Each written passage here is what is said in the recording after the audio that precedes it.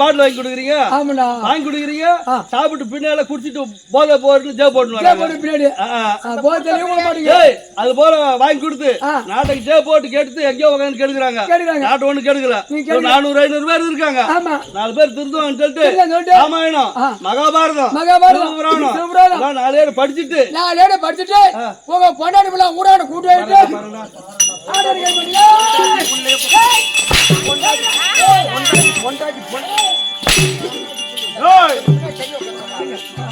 என்னடா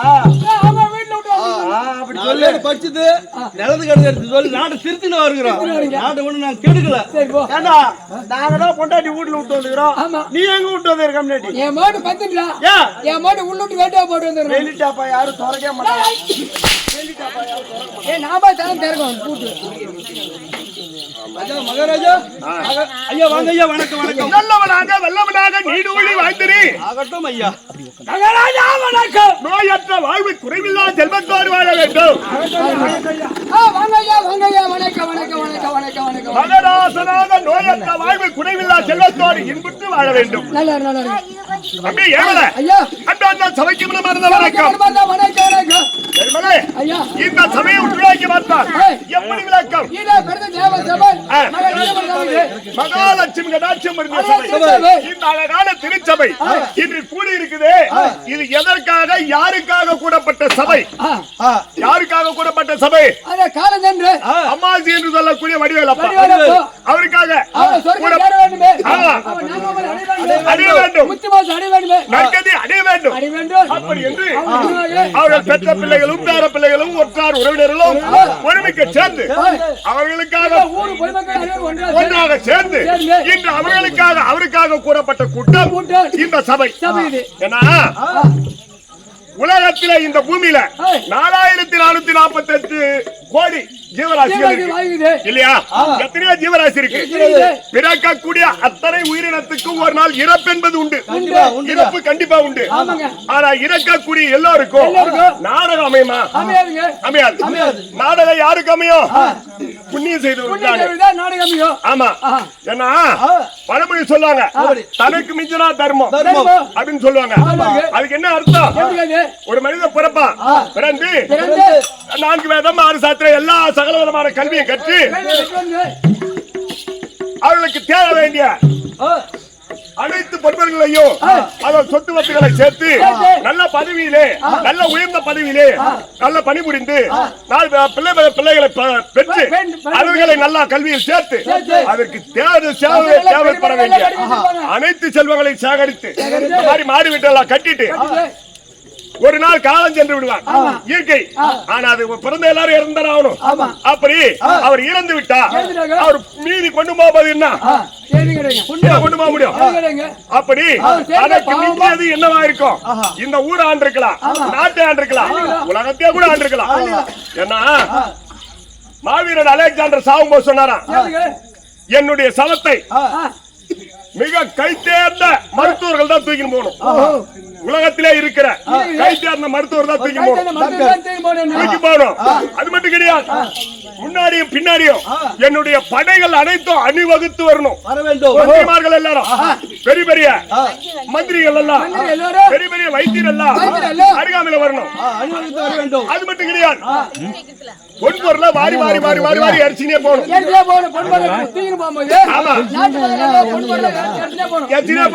இந்த 2 கையும் வெளியே சும்மா அப்படி விரிச்சு வச்சு எடுத்துட்டு போகணும். ஏன்னு கேட்டா உலகத்திலே தலை சிறந்த மருத்துவர்கள் இருந்தோம், என்ன காப்பாற்ற முடியல. இவ்வளவு சேனைகள் மந்திரி பிரதானிகள் இருந்தோம், என்ன காப்பாற்ற முடியல. இவ்வளவு பொன்பொருள் நான் சேகரித்தோம், போகும்போது நான் ஒன்றுமே கொண்டு போல உலக நாட்டே வெற்றி பெற்றேன். ஆனா போகும்போது வெறுங்கையோட தான் போறேன் அப்படின்னு சொன்னாரா. அப்பேற்பட்ட வாழ்க்கை நம்மளுடைய வாழ்க்கை. ஒரு மனிதனுடைய வாழ்விலே மிச்சப்படுவது என்ன? தனக்கு மிஞ்சுவது. எவ்வளவு சேர்த்து வச்சாலும் எதுவுமே கூட வராது, சொந்த பந்தம் வராது. தனக்கென்று கூட வருவது நாம செய்தது பாவமா அப்படி புண்ணியம் செய்த ஆத்மாக்களுக்கு மட்டும்தான் தெருக்கூத்து அமையும், எல்லாருக்கும் அமையாது. அப்ப இன்று இரவு முழுவதும் நம்ம 18 பேர் 19 பேர் வந்திருக்கோம். அத்தனை பேரும் விடிய விடிய சொல்ல சொல்ல சொல்ல சொல்ல அவரே தானால சொர்க்கம் போய் சேர்ந்து அப்படி அதனால கூத்து. அதனால அம்மாசி அப்பா அண்ணனுடைய பாதத்திற்கும் இந்த சபையில் அமர்ந்திருக்கக்கூடிய அருமை மாதா பிதா குரு அண்ணனுடைய பாதத்திற்கும் நம்முடைய நாடகத்தை கண்டுகளிக்க அக்கம் பக்கம் கிராமத்தில் வந்திருப்பாங்க. அண்ணருடைய பாதத்திற்கும் நம் நாடக கம்பெனியில் உள்ள அனைவருடைய பாதத்திற்கும் உங்கள் இருவருக்கும் சிறியவன் ஒரு கோடி வணக்கம். விளக்கம்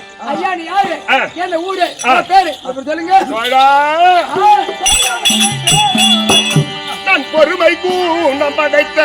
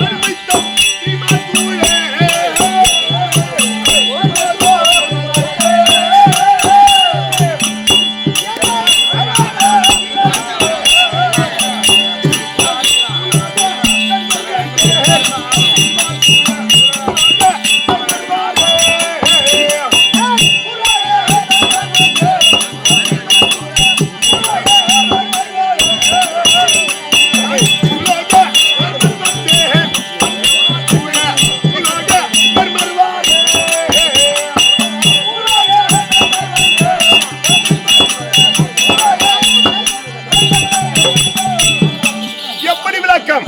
தண்ணி வந்து மூத்தாரா வணங்கக்கூடிய தர்மராஜ இது மட்டும் தெரியும். எப்படி பிறந்தாரு எப்படி வளர்ந்தாரு இப்ப எந்த நிலைமைக்கிறாங்க அது வரைக்கும் நிறைய பேர் அவரு சொல்லுவார். தர்மராஜ எப்படி தர்மபுத்திர மகாராஜ் ஐவர் ஆயாக்கல்லே முத்து புண்ணிய முத்தியிலே முதலாகிய தர்மபுத்திர மகாராஜன் தர்மபுத்திர மகாராஜன் அது மட்டும் தான் தெரியும். நான் எப்படி பிறந்தேன், என் தாயார் என் தந்தையார் நான் பிறந்த ஒரு வைபவ நிலை அது தெரியாது. தம்பி பாரத செய்யுள் அருமையா எழுதியிருக்காங்க. சிவமுரு முகத்தவாரம் தினதிதி கர்ண யோகம் அது நவமென வணங்கு கோலும் அது நன்னிலை நின்ற போது இந்த அவனியை ஒரு கோலாட்சி ஆளும் என்றறிவில் மிக்க தவனெறி முனிவர் கூற இந்த தருமனும் பிறந்திட்டேனே. தம்பி சித்த யோகம் மர்ம யோகம் இப்படி சொல்லக்கூடிய பல யோகங்கள் எல்லாம் பல ஆயிரம் வருடத்துக்கு ஒரு முறை ஒன்றாக கூடும். அப்படி கூடக்கூடிய வேளையிலே எங்கே நான் பிறந்தேன் அது அடர்ந்த கானகத்திலே அமிர்த மகாமுனிவர் ஆசிரமத்தில் குறுக்கித்து மரத்தடியிலே பாண்டு மகாராஜனுக்கும் குந்தமா தேவிக்கும் யமதர்மன் அம்சத்தால் பரமநந்தன் பிறந்தேன். பாண்டு மகாராஜ் எப்படி அவரோட நாட்டு அரசு பாண்டு மகாராஜனுக்கும் யமதர்மன் பிறந்தது. ஏன்னா பாண்டு மன்னனுக்கும் குந்தமா தேவிக்கு பிறந்தன்னு சொன்னா அப்படி பாண்டு மன்னனுக்கும் குந்தமா தேவிக்கு பிறந்தன்னு சொன்னா ஒரு நியாயம் இருக்கு. ஆனா யமதர்மன் அம்சத்தால் பிறந்தன்னு சொல்றீங்க அது சந்தேகத்துக்குரிய வார்த்தை. அது எப்படி? என் தந்தை பாண்டு மன்னனுக்கு குந்தமா தேவி மாத்ரா தேவி இரண்டு பெண்களை பார்த்து தகுந்த திருமண பருவத்திலே திருமணத்தை செய்து வைத்தார். அப்படி செய்து வைத்து மனைவேடிக்கை பார்ப்பதற்காக இரண்டு மனைவிகளை அழைத்துக் கொண்டு மனைவேடிக்கை பார்ப்பதற்கு சென்றார். அப்படி சென்று அங்கே பன்னவசாலையிலே இரண்டு மனைவிகளை விட்டுவிட்டு கானகத்திலே வேட்டையாடுவதற்காக சென்றார். அப்போது மாலை பொழுது என்றால் 3 மணிக்கு மேல மாலை பொழுது இல்லையா? அப்படி கானகத்துக்கு வேட்டையாட செல்லும் போது அந்த கானகத்திலே அழகான 2 மான்கள் ஒரு ஆண்மான் இன்னொன்று பெண்மான் இந்த 2 மான்களும் உணர்ச்சியில் ஈடுபட்டுக் கொண்டு அழகாக விளையாடி கொண்டிருந்தது. பார்த்தார் என் தந்தை அழகான 2 மான்கள் விளையாடி கொண்டிருக்கிறது. அப்படி என்று பாண்டு மகாராஜன் எடுத்தார் வில்லை குட்டினார் நாணி அடித்தார் மான் மீது அம்பை. அப்படி மான் மீது போட்ட பானம் ஒரு மகான் மீது பட்டு ஐயோ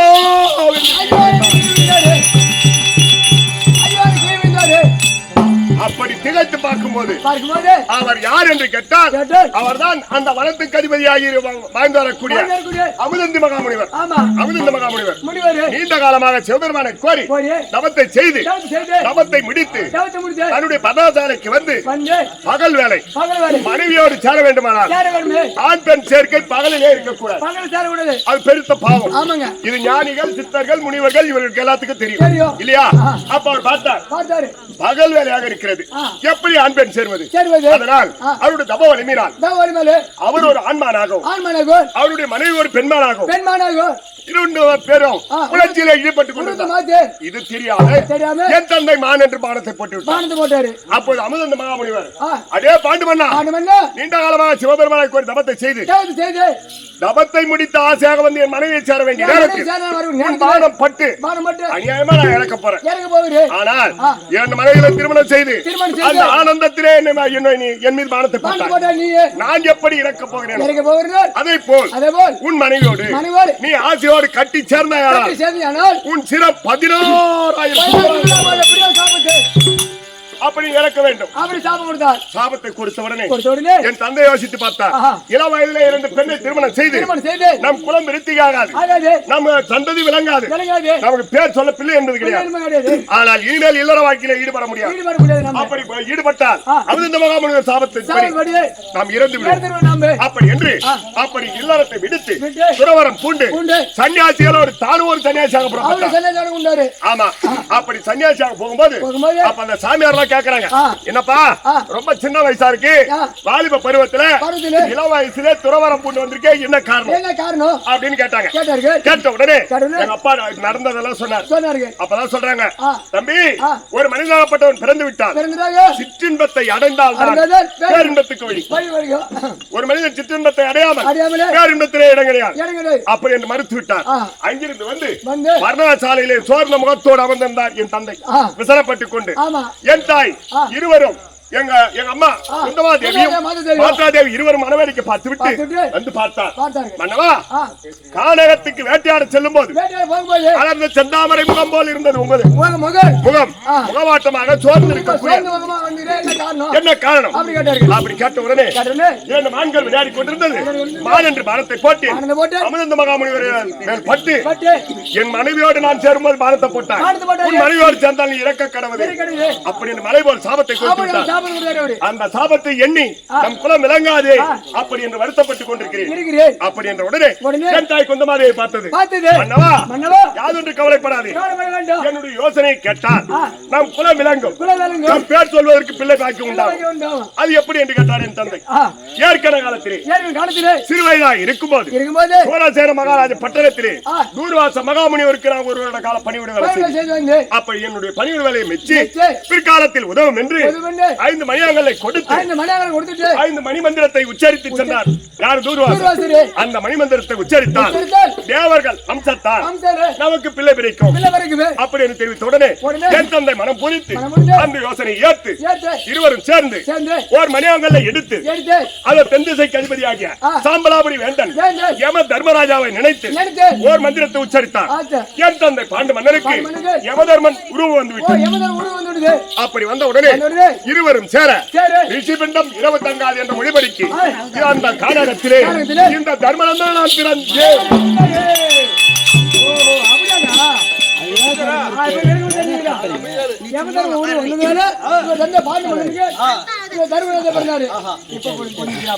அப்படி அந்த அமிர்த மகாமுனிவர் ஆசிரமத்தில் குறுக்கித்து மரத்தடியில் இந்த தர்மநந்தன் நான் பிறந்தேன். அப்படி நான் பிறந்த உடனே மீண்டும் ஒரு மந்திரத்தை உச்சரித்தார். வாயுதேவன் அம்சத்தினால் வாயுதேவனுக்கும் என் தாயினுடைய குந்தமாதேவிக்கும் என் தம்பி விமலன் பிறந்தார். இன்னொரு மந்திரத்தை உச்சரித்து மூன்றாவதாக தேவேந்திரன் அம்சத்தினால் குந்தமாதேவியினுடைய மணிவயத்திலே அது அர்ஜுனன் பிறந்தார். அது மாத்ரா தேவிக்கும் அது அஸ்வினிதேவர்கள் அம்சத்தினால் நகுல சகாதேவர்கள். அப்ப 2 தாய் ஒரு தகப்பன் 5 பிள்ளைகள். அப்படி 2 தாயாக இருந்தாலும் ஒரு தாய் பிள்ளைகளாக வாழ்ந்தோம். அப்படி கானகத்திலே சில காலம் வாழ்ந்து வரும்போது ஐவராஜாக்களும் கானகத்திலே பிறந்தோம். அப்படி ஐவராஜாக்கள் கானகத்திலே இருக்கும்போது போனால் தினத்திலே என் தாய் குந்தமாதேவி எங்கள் ஐவரை அழைத்துக் கொண்டு கானகத்துக்கு கனிவர்க்கங்களை பறிப்பதற்கு போயிட்டாங்க. அப்ப நீண்ட காலம் போயிடுச்சு. அப்ப என் சிற்றன்னை மட்டும் குடியில் இருந்தது. அப்படி குளித்து விட்டு ஈரோட துணி மாத்த போச்சு. என் தந்தை அங்க அமர்ந்திருந்தார். அமிர்த முனிவர் கொடுத்த சாபம் மறந்து விட்டது. ஏன்னா விதி வலியது. ஒரு நாளைக்கு அந்த சாபம் பழிச்சே ஆகணும். அந்த ஞாபகம் என் தந்தைக்கு வரக்க ஓட்டோட்டமாக சென்று மனைவியை ஆசையோடு கட்டி சேர்ந்தார். அப்போது அமிர்த மகாமுனிவர் சாபப்படி அங்கேயே என் தந்தை பாண்டு மன்னன் இறந்து விட்டார். அங்கே இருந்து விட்டார். அப்போ இறந்த உடனே என் சிற்றனையாகப்பட்ட மாத்ராதேவி அழுது கொண்டிருக்கும் போது என் தாய் குந்தமாதேவி 5 பிள்ளைகளை அழைத்துக் கொண்டு வந்தது. வந்த உடனே என் சிற்றனை பார்த்தது. அக்கா, நம் கணவர் இறப்பதற்கு நானே காரணமாக இருவரும் தாலி இறப்பதற்கு நான் காரணம். ஆனால் கணவர் இறந்து இனி நான் அந்த பூமியிலே உயிர் வாழ மாட்டேன். இந்த 5 பிள்ளைகளும் உலகத்தார் கேட்டால் குந்தி மக்கள் ஐவராஜாக்கள் அப்படி என்று சொல்ல வேண்டும். அப்படி என்று இந்த பிள்ளைகள் அனைத்தும் உணவுக்கே சொந்தம். என் பிள்ளை அல்ல, நான் இனிமேல் உயிர் வாழ மாட்டேன். ஆமா, அப்படி என்று நகுல சகாதேவர்களை என் தாயிடத்தில் படித்துவிட்டு என் சிற்றனையும் உடன்கட்டை ஏறி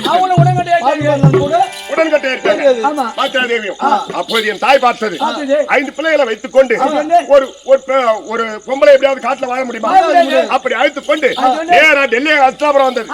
அங்கே வந்த உடனே அப்பொழுது டெல்லி அஸ்தாபுரத்தை ஆண்டு வரக்கூடிய பெரிய பாருக்கார் திருநாட்டு மன்னனுக்கும் காந்தாரி அம்மனுக்கும் துரியன் முதல் விகர்ணன் வரை 100 ஆண் பிள்ளைகள், ஒரே ஒரு பெண் பிள்ளை துச்சடை.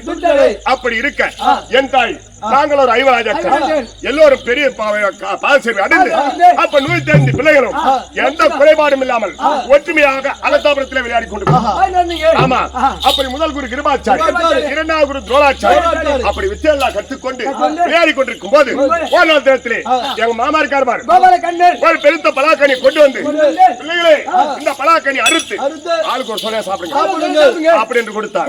துரியோதனன் சென்றார், பலாக்கனி அறுத்தான், பார்த்தா அதுல 105 சொல்ல. அப்ப நாங்க எத்தனை பேர் அண்ணன் தம்பி? அப்ப குறையின்றது கிடையாது, எல்லாருக்கும் ஆளுக்கு ஒண்ணு கொடுத்தீங்க சாப்பிடுங்க அப்படின்னு. அப்படி சாப்பிட போற நேரம் என் தம்பி பார்த்தாவே அதே துரியோதனா ஒருவர் கூட பலாசோலை சாப்பிட நிறுத்து.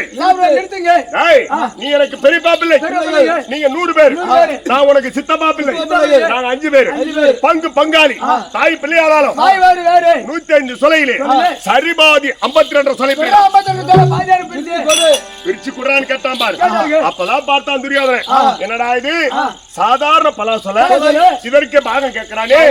அப்ப இவர் ராஜாக்களை உயிரோடு விட்டால் ஆமா டெல்லி அகத்தாபுரமோ 66,000 வீதி ஒன்றுக்கு 66,000 வீடு, சதுரத்துக்கு சதுரமான நாடு, மொத்த எண்ணிக்கை 435 கோடி 60 லட்சம் வீடு கொண்டது டெல்லி அகத்தாபுரம் பட்டணம். அப்போ அப்ப நாட்டிலே பாகத்தை கேட்பார். அப்ப இவர்களை விடக்கூடாது அப்படி என்று என்னென்ன சூதுகள் செய்தான். ஆமாண்டா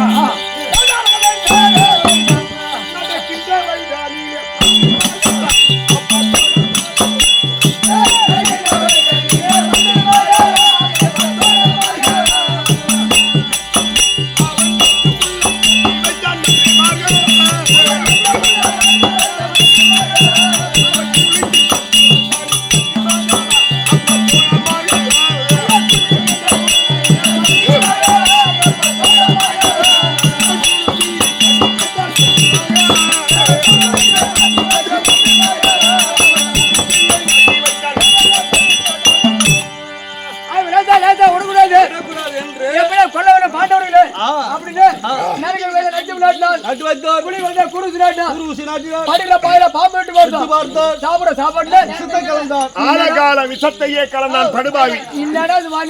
என்னத்தை கொண்டு போய் போறான்? இப்ப இந்த ஐயா இருந்துட்டாரு, என்ன கொண்டு போயிட்டாரு? அப்படி பங்காளி வாழக்கூடாது, பங்காளிகளுக்கு பாவம் கொடுக்கூடாது அப்படி என்ற கெட்டெண்ணத்தை மனதிலே கொண்டு எப்படியாவது ஒய்த்து கட்ட வேண்டும். அப்படி என்று ஒன்றல்ல இரண்டல்ல 1 கோடி சூதுகள் செய்தார் துரியோதனன். ஆனால் கண்ணா என்று அழைத்த போதெல்லாம் என்னாவென்று ஓடி வந்த எம்பெருமான் கோபால கண்ணன் திருக்கருணையினார் ஒவ்வொரு ஆபத்திலும் இருந்து அப்பொழுது எங்களை காப்பாற்றி விட்டார். எங்களுடைய மாவன் இஷ்டகுல தெய்வம் கோபால கண்ணன் அன்னவருடைய கிருபையினால் அனைத்து தப்பி பிழைத்தோம். ஆனால் மீண்டும் விடவே கிடையாது, ஐவர் ராஜாக்களை கொல்ல வேண்டும் அப்படி என்று அரக்கு மாலையில தீட்டு கொளுத்தினார்.